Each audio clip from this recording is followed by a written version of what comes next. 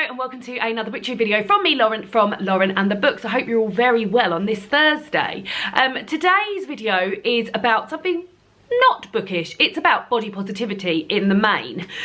You all well know that I'm a body positive person. I've made videos on this before, yeah, today's body positivity video is about me, body positivity, and diabetes. So I'll start from the beginning with the body positivity. So when I got to my 30th birthday, something in me shifted.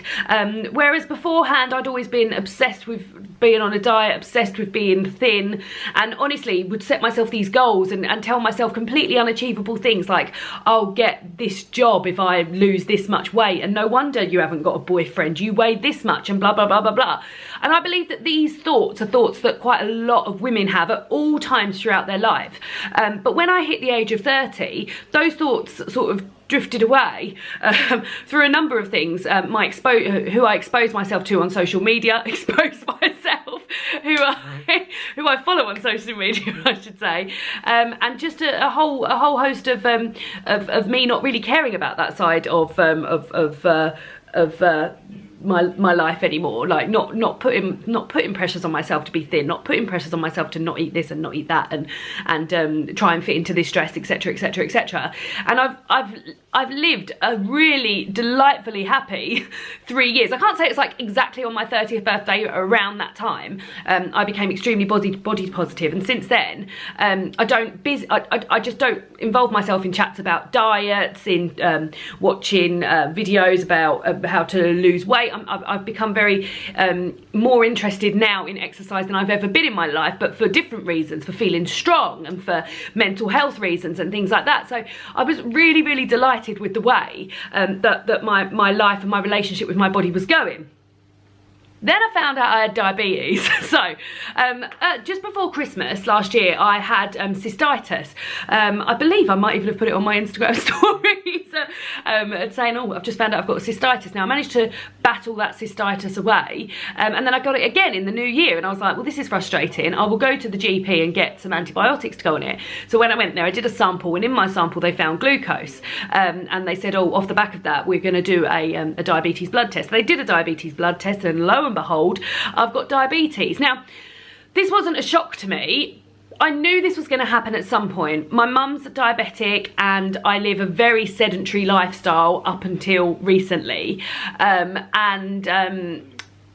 I sort of knew this would be coming for me at some point, but did I think it would happen in my 30s? Probably not. So I found out I've got type 2 diabetes. I found out that the first 3 months I could do a lot of work without taking any medication or insulin. I could do some work to see if I could potentially not reverse it, because I'll never not be diabetic now, but potentially get back to pre-diabetic, or somewhere in that realm. So that's what I'd been doing.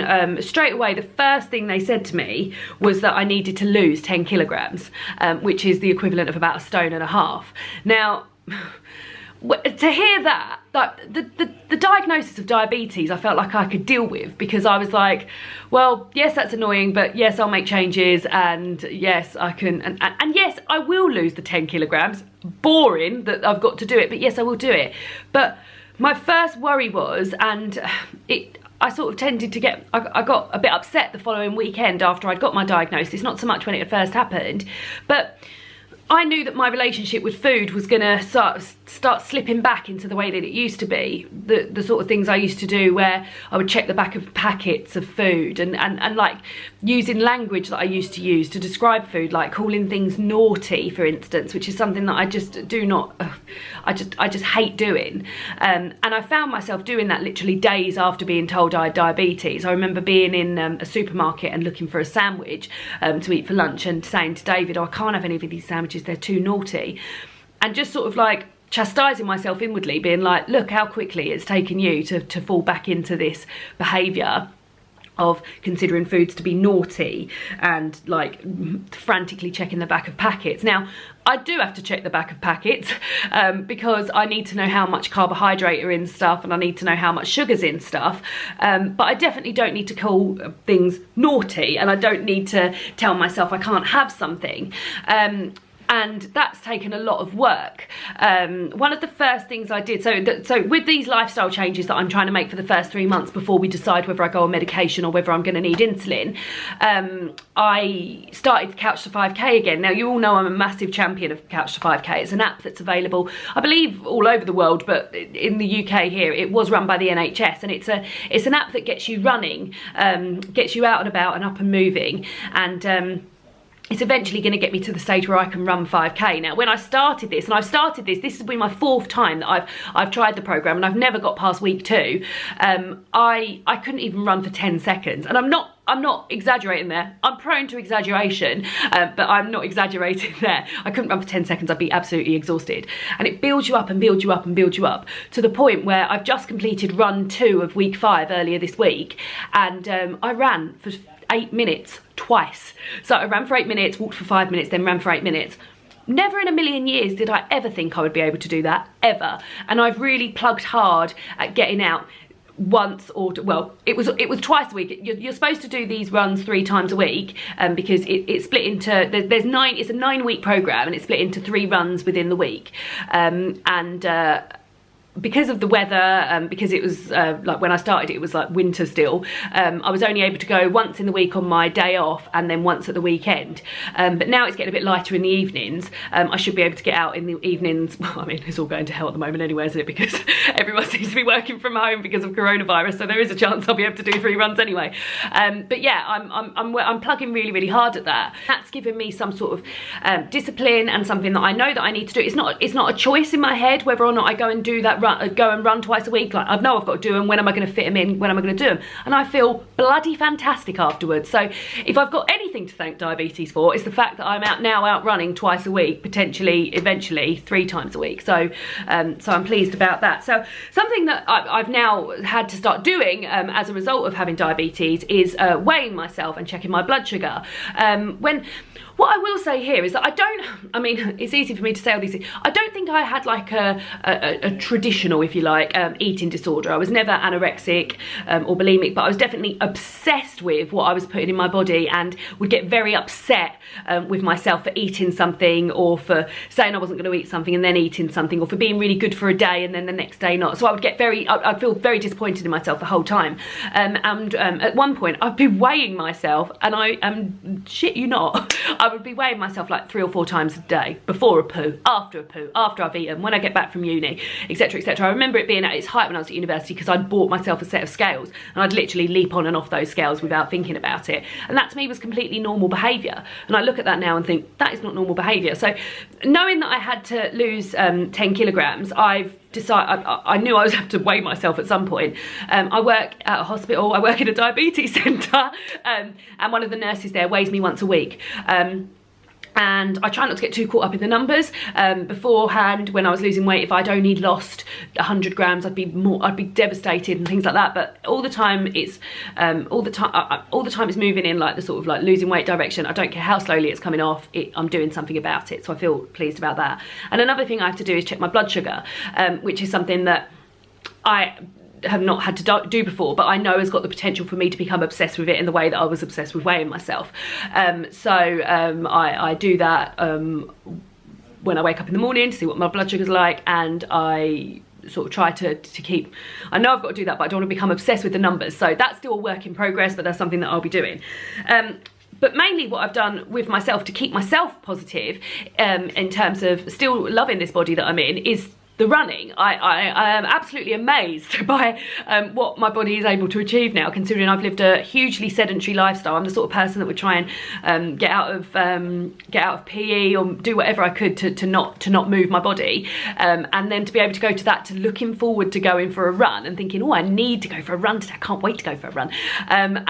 Yeah, so I still feel extremely positive about my body in terms, and I mean, I haven't lost, like, to be fair, a stone and a half, you're not gonna, David kept saying to me, oh, it's not gonna make you go down loads of dress sizes, and I was like, no, it's not that. It's just you work so hard to get to the point where you love yourself so much, and then you're told, oh, you've got to lose it for health reasons. So that's the thing in the forefront of my mind. I've got to tell myself, this is for health. This is for my health. The things I've done started running, love running. I've never disallowed myself anything. So if I want something, I would never be like, oh, you can't have that. I would just sort of balance it up against what I'm having for the rest of the day, etc. So if I want chocolate, I'll have a chocolate. You can get very nice, by the way, Cadbury's chocolate with 30% less sugar, which is good, and I'll just have a couple of squares of that, and that's lovely. Portion size is something that I've definitely looked at, and actually this has been really helped by Gousto and HelloFresh. David and I were hugely guilty of making a dinner for 4 people and then eating it between 2 of us, and making a dinner for 6 people, saying that we'd saved some for lunch to get the next day, and eating it between 2 of us, eating it till the point, like to the point of excess, like not fun, just forcing it down because it's there. And with Gousto and HelloFresh, which are food subscription boxes, I'm sure you've heard of them, the portion sizes are there for you. So we've discovered that 2 potatoes for 2 people to make into wedges, that's enough potatoes, whereas David and I would have had like 6 potatoes before. So that's really taught us a lot, and we've both cut down on our portion sizes because of that.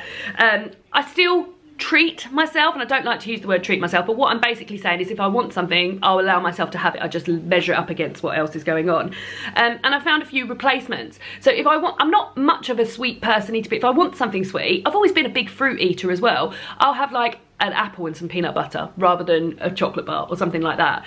But I do have to be prepared for this sort of thing. I've said I work in a hospital. They don't have a very great canteen, the food, and also I'm a vegetarian, so that makes things, so that cuts out quite a lot of stuff as well.